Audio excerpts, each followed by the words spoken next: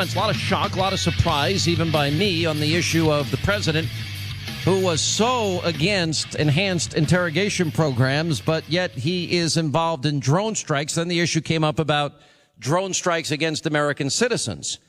Well, now to take it a step further, Senator Rand Paul has been inquiring the depth to which the administration thinks they can do this. Does that mean that there are drone strikes that they can use on, American towns, American cities, if they deem it against somebody that is involved in an act of war against America? Well, apparently the answer to that is yes. And joining us now is Senator Rand Paul of Kentucky. Senator, I'm just getting a hold of these two letters that you received. Why don't you walk us through them? Well, the letter from Eric Holder, the Attorney General, in that letter, he refuses to rule out using drone strikes on Americans, on American soil. The reason this is troubling is that we're not talking about someone holding a weapon. We're not talking about somebody with a grenade launcher. Many of these drone strikes are against people who are walking and talking, sitting and eating, or sleeping in their house. Now, it's not to say that a lot of these people aren't bad people overseas, but really in America, we need to be charged with something and get our day in court. And just because you've had an email from a friend who lives overseas who now someone suspects of terrorism, is that enough to be killed without a court date or without a trial for an American citizen? And I don't think so. But we're not talking about people actively engaging in some sort of lethal force. And in fact, when the president has been asked about this, he says that, they have to be an imminent threat, but they don't have to be an immediate threat. So that's sort of gobbledygook that only an attorney could say imminent doesn't mean immediate. But the bottom line is they refuse to answer my question. No, Holder says maybe, probably, we don't want to, but well, we will I actually want to go through it because you got two letters. Let me first go, and I want to run through this one by one here. Although you got the Attorney General letters first, you did receive a letter from John Brennan, and he just passed the buck. And he said that, I can, however, state unequivocally that the agency that I have been nominated to lead, the CIA, does not conduct lethal operations inside the U.S., nor does it have the authority to do so. Thus, if I'm fortunate enough to be confirmed CIA director, I would have no, quote, power to authorize such operations. And we actually appreciate that response because he's restating the law, but it's important to get people to restate the law because often different powers in government will abuse the law. So he has restated that the CIA won't. The problem is that the drone targeting program isn't necessarily under the auspices of the CIA. It's under the auspices of the Department of Defense.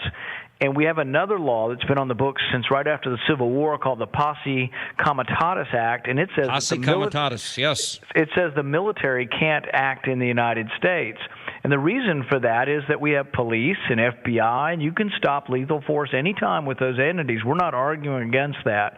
What we're arguing is that the military doesn't act unless there's an insurrection or unless there's a war and a massive invasion and we declare war, or unless there are planes, grenades, people actively attacking us. You can stop them. That's not our concern. Our concern is that people in their house, walking down the road, in a cafe, that's how we're targeting people overseas. I don't think that standard is high enough in the United States, and that in the United States, no matter how bad a person you are, if you're accused of rape or murder, I want you punished, but we let people have trials. That's part of our tradition in America. Well, and it's funny how hard the left fought for the right of even enemy combatants to get the right to a civilian trial, even though I don't think they deserve one. Your question was very clear, and they restate it in both their letters. Now let me move to Eric Holder's response to you, because the question was about whether, quote, the president has the power to authorize lethal force such as a drone strike against a U.S. citizen on U.S. soil and without a trial. And he doesn't really give a straight answer on this. And the U.S. government has not carried it out before, so he states that it hasn't happened. As a policy, we reject the use of military force where well-established law enforcement authorities in the country provide the best means for incapacitating a terrorist threat. We have a long history of using criminal justice system to incapacitate individuals located in our country, he said. And then he writes, the question you have posed is therefore entirely hypothetical, unlikely to occur, which I think is ridiculous, and one we hope no president will ever have to confront.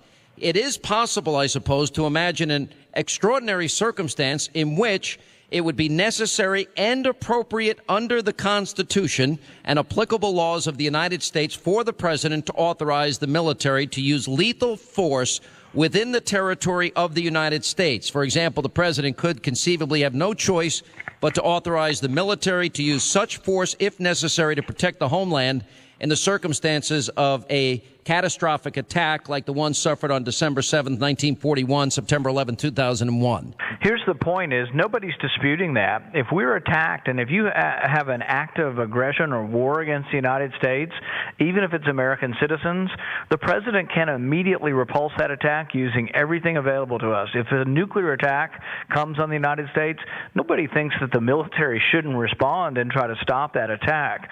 What we're talking about is people who they say may be associated with terrorism who are not involved with any attack but are sitting in a cafe. Maybe they're conspiring, maybe they're bad people, but those are the kind of things we are doing overseas. We are killing people who are not shooting at us. We are killing people who may be bad people, may be conspiring against us, but if you're in the United States, you know, the problem is what's the logical slippery slope that we could go down is that what if you're someone who says, well, I don't like big government, and I like what Jefferson said, that we need a new revolution every generation. Are you now somehow a terrorist and they can drop a drone on you? I think that really what we need to know is that there is a due process. We're not talking about war. We're not talking about, you know, planes flying into the World Trade Center. Those can all be repulsed. Lethal force can always be repulsed. But what we're talking about is that 4,700 people have been killed around the world. They won't tell us how many of them were in combat. If I had to guess, I would guess that a significant number of them were not carrying weapons and were not in combat when they were killed.